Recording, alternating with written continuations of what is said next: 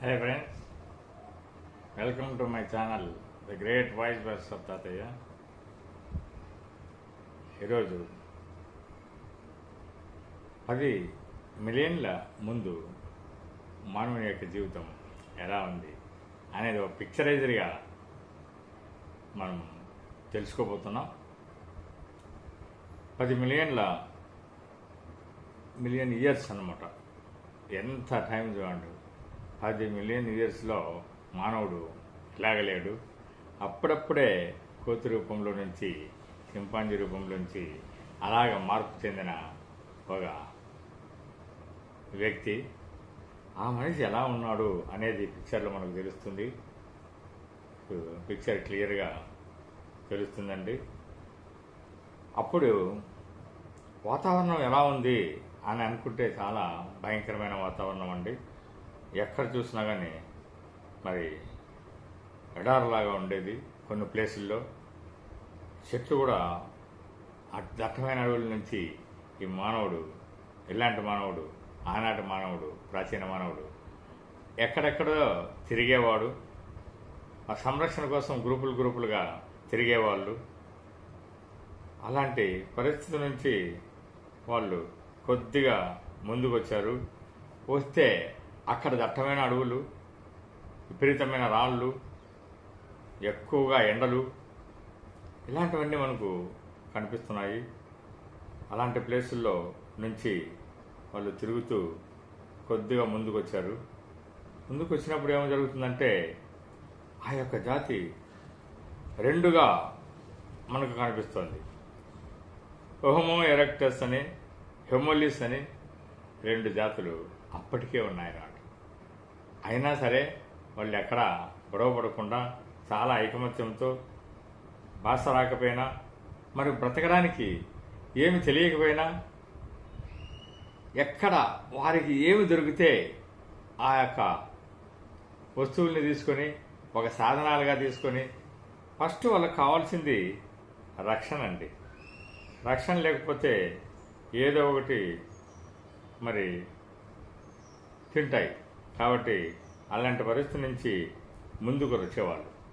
వచ్చిన తర్వాత వాళ్ళకి ఆహారం కావాలి. ఆహారం కావాలంటే అలాంటి దట్టమైన అడవుల్లోనూ, కొన్ని చోట్ల ఎడారి లాంటి అడవుల్లోనూ ఎన్నో జంతువులు మరి ఉంటాయి. ఆ జంతువులు వీళ్ళని చంపుకొని తినాలని వీళ్ళంతా గ్రూపులుగా ఒక కర్రల్లోనూ, ఏదైనా కత్తులతోనూ, చిన్న రాళ్ళు వెఫెన్స్గా చేసుకొని ఉంటారు. ఇప్పుడు ఆహారం అలవాటు తీసుకుంటే వాళ్ళు ఎక్కడ పోతే అక్కడ ఏమి దొరికితే అది జంతువుల్ని చంపుకోవడం, ఆ జంతువుల్ని వీలైతే కాల్చుకోవడం, లేకుంటే చీల్చుకొని అందరూ కూడా తలా కొద్దిగా పంచుకొని ఆహారాన్ని భుజించేవాళ్ళు. అలాంటి పరిస్థితి ఉండేది.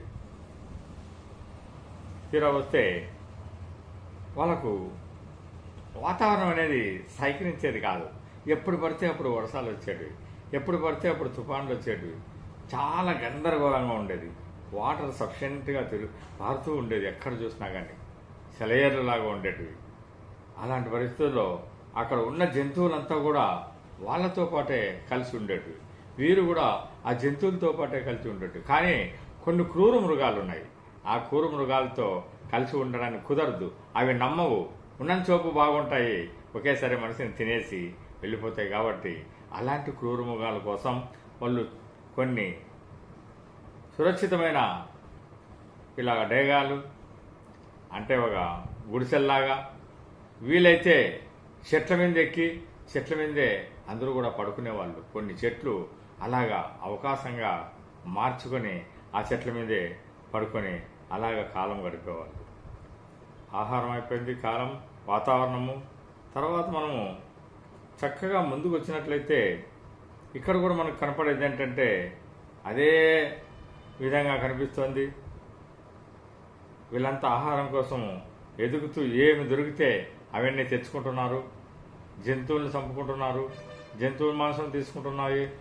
అంతేకాదు ఎక్కడైనా పండ్లు, పలహారాలు చెట్ల మీద ఉండే ఈత చెట్లు అనుకోండి, తాటి చెట్లు అనుకోండి, ఇలాంటివి ఎన్నెన్నో రకాలు సపోటా చెట్లు అనుకోండి, న్యాచురల్గా దొరికే పండ్లు ఉంటాయి. ఆ పండ్లన్నీ కూడా తెచ్చుకొని అందరూ కూడా పంచుకొని చక్కగా తినేవాళ్ళు. అలాగా అద్భుతంగా. ఈ షెల్టర్స్ మాత్రం ఎక్కడ పడితే అక్కడ వేసుకునేవాళ్ళు. ఆ పైన కొద్దిగా చూడండి, ఆ పైన చెట్ల మీద షెల్టర్స్ లాగా మన పెద్ద పెద్ద కొమ్మలు తయారు చేసుకునేవాళ్ళు. వాళ్ళు పడుకోవడానికి అనువుగా ఉండేలాగా చేసుకునేవాళ్ళు. అక్కడ ఈవెన్ చాలా గాడిదలు ఉన్నాయి, జింకలు ఉన్నాయి, సింహాలు ఉన్నాయి, పులులు ఉన్నాయి, రకరకాల జంతువులు ఎక్కడ పడితే అక్కడ మరి ఉన్నాయి. ఇటు చూస్తే ఈ పిక్చర్లో మనకేం కనిపిస్తుందంటే పగిలిపోయిన రాళ్ళు కనిపిస్తాయి, కొద్దిగా ఉండే రాళ్ళు. అవి ఆ విధంగా మలుచుకొని వాళ్ళ జీవనానికి కావలసిన మరి ఆహారం తెచ్చుకునేదే కాకుండా చిన్న చిన్న మరి జంతువులు, చిన్న చిన్న పురుగులు, చిన్న చిన్న పాములు, పెద్ద పెద్ద జంతువులు గ్రూపుగా పోయినప్పుడు ఆ జంతువులను కూడా చంపేటట్లు ఇక్కడ మనకు పెద్ద పెద్ద జంతువుల్ని చంపుకొని ఉన్నట్లు ఈ యొక్క నదీ తీరానలాగా ఉండి అక్కడ అంతా కూడా మనకు కనిపిస్తుంది. ఈ విధంగా ఎన్నో రకాలుగా వాళ్ళు బ్రతకడానికి సాధనాలు పెట్టుకున్నారు. వాళ్ళ సంరక్షణ కోసం చెట్లు ఎక్కేవాళ్ళు, వాళ్ళ సంరక్షణ కోసం రక్షించుకోవడం కోసము రాళ్ళు వెఫన్స్గా తీసుకునేవాళ్ళు, కర్రలను వెఫన్స్గా తీసుకునేవాళ్ళు, కత్తులు వెఫన్స్గా తీసుకునేవాళ్ళు. ఈ విధంగా ఎన్నో విధాలుగా వాళ్ళు ఉండేది. ఆనాటి మానవుడు మరి అందరూ కూడా ఒకేలాగా బతకకుండా కొంతమంది ఈ యొక్క వేసుకోవడం ఆ విధంగా డయాగ్నల్గా అంటే ఏటవాలుగా ఉండేటట్లు కూడా వేసుకునేవాళ్ళు. ఎప్పుడు కూడా బయట మాత్రమే ఉండేవాళ్ళు, పగులు కానీ రాత్రి కానీ. ఆ చెట్ల మధ్యలో అట్లా ఉండేవాళ్ళు కాదు. ఎందుకంటే దట్టమైన అడవులు, అక్కడ క్రూరమైన జంతువులు, సింహాలు, లయన్స్, నక్కలు, ఇలాంటివన్నీ చాలా చాలా భయంకరమైన జంతువులు ఉండేటివి. ఆ జంతువులు రక్షణ నుంచి బయట ఉంటే ఇట్లా బాగా బట్టబయల ఇట్లా బాగా మనం ఎక్కువ ప్లేస్గా ఉండే చోట్ల ఉంటే ఐకమత్యంగా దాన్ని ఎదుర్కోవచ్చు. ఆ జంతువుని అవసరమైతే చంపుకొని తినడానికి కూడా ఉపయోగించుకోవచ్చు, లేకపోతే వాళ్ళనే తింటాయని ఒక అపోహ అన్నమాట. అపోహ కాదండి, నిజంగానే చాలామంది ఆ విధంగా జంతువులకు ఆహారంగా కూడా మరి బలైపోయారు. ఇక్కడ చూస్తున్నాము ఎలా ఉండేవాడు ఆనాటి మానవుడని. అది మానవుడు కాదు, నిజంగా ఏ పని చెప్పచ్చు. ఆ యొక్క స్థితిలో ఉండే ఇలాగ చూడండి. ఇక్కడ మనం బాగా చూస్తున్నాం, ఇక్కడ జంతువుని చంపేసి ఈడ్చుకొని వస్తున్నాయి. అక్కడ పొగ పెట్టారు, అంటే అన్నీ కూడా కట్టెలు వేసి అగ్గి అంటించారు. ఆ తర్వాత ఇక్కడ మంట నుంచి పొగ కూడా వస్తుంది. ఆ యొక్క అగ్గిలో కాల్చుకొని తినడం అనేది చేస్తారు. ఇలాంటి గుట్టలు ఉంటాయి కొన్ని చోట్ల, గుట్టలు రాళ్ళు ఇట్లాగా జంతువులు అటుపక్క రావడానికి మరి తెలిసిపోతుంది వచ్చేటప్పుడు. అందుకనే ఆ జంతువులను మనం ఈజీగా ఫైట్ చేయడానికి అలాంటి ప్లేసెస్ని వాళ్ళు ఎత్తుక్కుంటారన్నమాట. ఎత్తుక్కొని అలాంటి ప్లేసెస్లో స్టెప్ బై స్టెప్ ఉండి చిన్న గుట్టలు, చిన్న రాళ్ళు ఉండే ప్లేసుల్లో ఉండి అక్కడి నుంచి ఫైట్ చేసి ఆ జంతువుల్ని రక్షించుకోవడము, లేకుంటే జంతువుల్ని చంపడము కూడా చేస్తుంటాయి. అక్కడ వాళ్ళకు లేని వనరులు లేవు, కాకపోతే వాళ్ళకు తెలియదు కాబట్టి మరి జీవితం అనేది దుర్భరంగా గడిపారు. ఆ విధంగా ఆ యొక్క 10 మిలియన్ల ఇయర్స్ ముందు వాళ్ళ యొక్క మానవుడు ఎన్నో కష్టాలతో, మానవుడు అని చెప్పేయలేదు దాన్ని, అదొక జంతు రూపం నుంచి